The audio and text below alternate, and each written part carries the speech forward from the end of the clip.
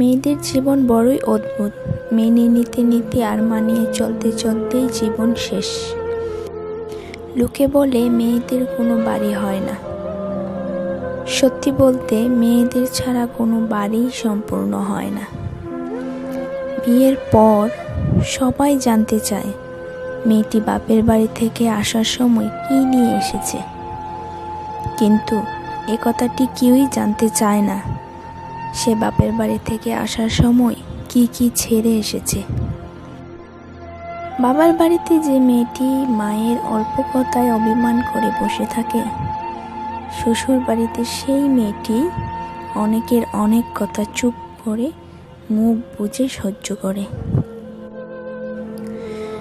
মেয়ে হয়ে জন্ম নেওয়া যতটা সহজ, মেয়ে হয়ে জীবন কাটানো ততটা সহজ নয়। মেয়েরা চাইলেই নিজের সব স্বপ্ন পূরণ করতে পারে না।